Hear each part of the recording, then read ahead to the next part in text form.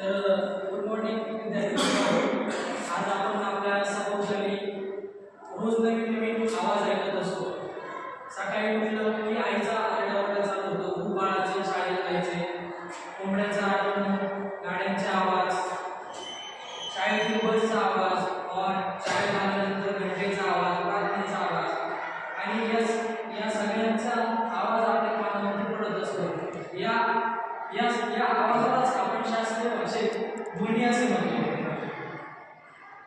तर आज आपण ध्वनी या घटकातील उपघटक ध्वनी निर्मिती हा आज अभ्यास करणार आहोत.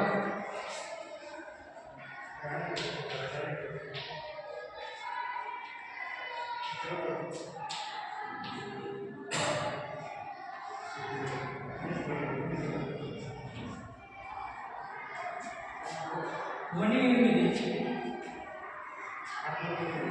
तर ध्वनी निर्मिती म्हणजे नेमकं काय होतं मित्रांनो? ध्वनी निर्मिती म्हणजे काय?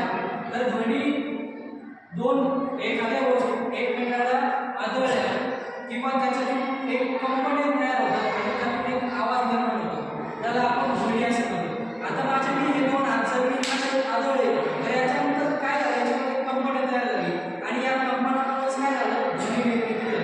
तसंच आता बऱ्याच ठिकाणी पाहतो की कारखानदारीमध्ये, औद्योगिक क्षेत्रामध्ये उसायला थमथम आवाज येत असतो. परंतु हा आवाज कशामुळे जनरेट होत असतो?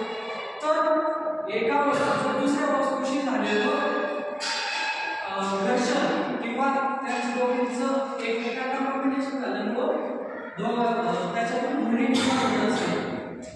तर आज पाहतो आपण की एखाद्या स्पीकरवरती गाणं चालू आहे, डीजे वगैरे बघतो आजकाल सगळ्या लग्नामध्ये डीजे वगैरे वाजत असतात. तर ध्वनी निर्माण होण्यामागचं कंपन तितकेच महत्त्वाचे. तर ते कंपन आपल्याला जाणवतात कसे?